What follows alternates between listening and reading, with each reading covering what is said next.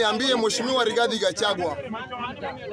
Mheshimiwa Rigathi Gachagua, mtego yako ambayo ulikuwa unawekea Mheshimiwa Raila Amolo Odinga, mimi nakuomba kwa heshima na taadhima uweze kuendelea na mtego wako, iendelee mpaka leo. Usije ukalia kwa kusema kwamba unawindwa na serikali. Wewe ni mwanaume na ulijisifu ukasema kwamba wewe ni maumau. Kwa hivyo mimi nakuomba tena sana usije ukasema kwamba wawindwa na serikali ya William Samoei Ruto. Mtego wako uendelee nayo na uendelee hivyo hivyo. Kwa hivyo usije ukatuletea mambo mengi ambayo unayozungumzia. Jambo la pili, mimi nataka nizungumzie mambo ya uchaguzi ambao ilifanyika Mombasani. Uchaguzi ambao ilifanyika ya grassroots election ya Mombasani. Mimi nataka niwaambie wenzangu wa Mombasani hivi kwamba katika mkoa wa Pwani kuna watapeli wengi tena sana ambao tunao kule. Mheshimiwa Hassan Sarai, wewe ndiye mtapeli mkubwa tena sana katika Mombasa County. Wewe umetudhulumu tena sana na hatutakubali uweze kutudhulumu katika Mombasa. Wewe uchaguzi iliendelea wakati ule wiki jana. Sasa hivi tunavyozungumza, zile kura ambazo uliweza kupata katika maeneo ya Pwani katika Mombasa County, uliweza kupata kura 11,000. Kama eneo bunge la Jomvu ina zaidi ya watu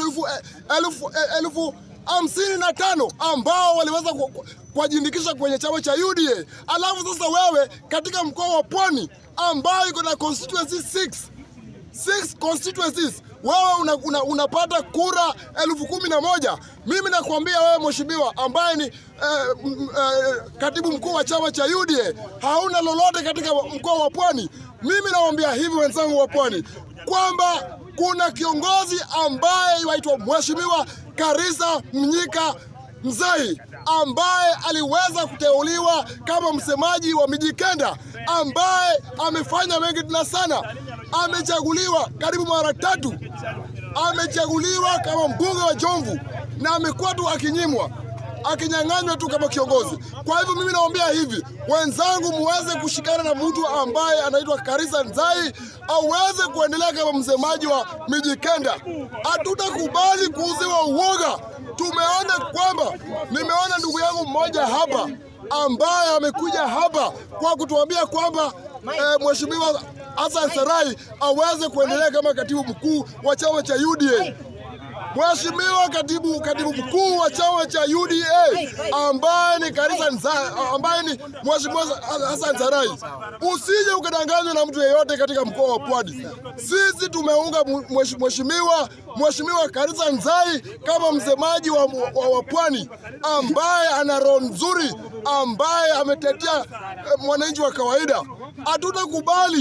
Hatutakubali sisi kama wakaaji wa Pwani kwamba kila siku mmoja wetu akifa lazima changiwe.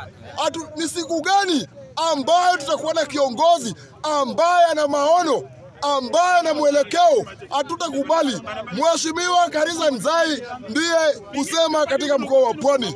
Asante sana. Kijana Uhuru Kenyatta, mtetezi wa wanyonge. Nataka